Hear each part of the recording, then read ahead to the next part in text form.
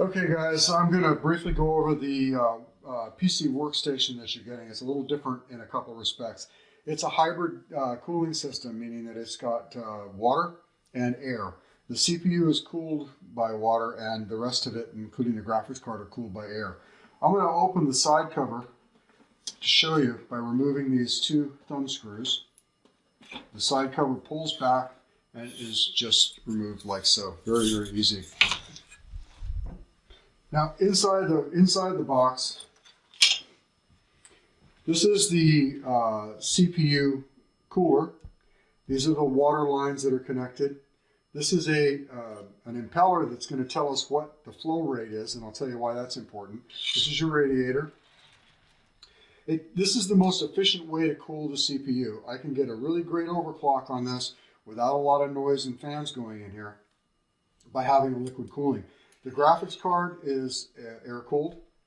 I have an air cooler on your M.2 drive, which is down here. It has a little fan on it. Your other M.2 drive is right here. This is the primary image drive. This has its own heatsink on it. It's a big passive heatsink, and that's to keep that drive cool. The air filters that bring air into this case are removable and cleanable. The top one just has a magnetic strip around it. It's a metal mesh, and it can be removed very easily and washed and cleaned. The front filter is the same way. It can be removed. You have two little button points on it. You press them, and the front filter comes out. You can now wash it, clean it. I'm going to put it aside. It snaps back on just as easily. You have two 140 millimeter intake fans. You have three 120 millimeter fans on the top of this, and one 140 millimeter exhaust fan. This has more air coming in than going out, it's a positive airflow case. So that way you're not sucking in dirt and debris in through all the tiny little vent holes in the case, like here and down here. The key important points. Inside here you have a clone drive switch. This is where you activate your clone drive. This is the actual clone drive here. So in the event you want to turn on your clone drive, you do have to open the cover and you turn on the switch. And then when you boot your computer, you'll see this is a bright red LED that tells you your clone drive is lit.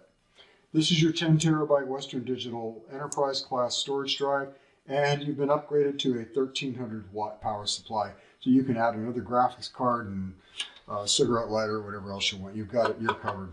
So because this is a water-cooled system, the maintenance on this goes as follows. About once every year or so, you should go through and blow the case out. At least clean the filters frequently when they get dirty. Every 2 years, you want to drain the fluid, and the fluid has two things. One, it has a lubricant which keeps your pump happy, but it also has a biocide because the fluid coolant gets warm, and bacteria and all kinds of fun stuff grows inside there. So unless you have a biocide to kill it, you'll have a problem. So every couple of years you want to drain it out. To drain it, it's pretty simple. On the top of the computer here, I'll tip it so the camera can see it. There's a drain valve, a fill and drain port. It takes a standard slotted screwdriver or a small coin, and it's threaded and it has an O-ring seal. Very simple to do. I've given you a fill and drain kit, essentially. It's a plastic tube with an end that will screw onto this and a valve. You simply make sure your valve is closed. You screw this on to the top of the radiator after removing your fill and drain port. You tip the PC over, you open this, drain it into a bucket. When it's done, you close it, tip it back, and remove it. Then, pardon my reach, I'm going to supply you with a container of special coolant for this and a little funnel. So you simply put in the funnel, add the coolant, and you're good for another couple of years. There are systems out there that have been running for 7 years, and they haven't changed the coolant, and they've been lucky. But if you really want to keep it going for years and years and years, change it every 2 years. That should be your best bet. Next, I'm giving you cables, power cables and SATA cables, so that if you want to add another graphics card or more hard drives, you've got them. Here's also the SLI bridge for your graphics cards. If you want to put two graphics cards together in SLI, that will virtually double the speed of Capture One processing your images. Now, what's cool about this, you mentioned that you guys have an issue where you need to be able to move a lot of data offline from one lab to another. So I've added a removable hard drive here. This is a solid state drive that runs on SATA and SATA power when you plug it in. When you take it out, it has a USB 3 cable connector, and you can simply plug the USB 3 cable in, and now you can plug it into any laptop or server, whatever has a USB port you want to take this data and deposit it. It also comes with a another USB cable that gives you USB-C. Because of the fact you've got multiple departments, I'm giving you an empty caddy. So you can give this to one of your departments. They can buy their own solid state drive of whatever size they want. It go up to 4 terabyte. And when they come into image, they can put this drive in the machine and pop it in, and now the machine will see their drive, and they can put and save their images on it. When they're done, they simply pop it out and walk away. You don't have to right-click and dismount. These are hot swappable drives. So is the clone drive. Lastly, what I've done is I've put on a flow meter, and I'll plug this in later and let you see the flow meter, but this will display in liters per minute how much fluid is passing through the system.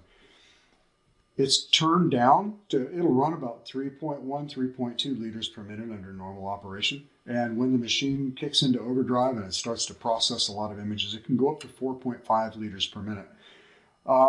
You'll see this, as long as you have a display showing you that you got liters per minute of some kind on there, you know your cooling system's operational. Everything's fine. And you've got an optical drive right here.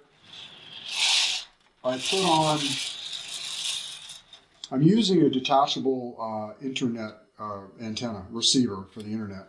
Just plug it in. The reason I do this as opposed to a card is because a lot of folks run these systems offline, and when the administrator wants the ability to go in and connect this to a wireless network, he can put this in his drawer, plug it in.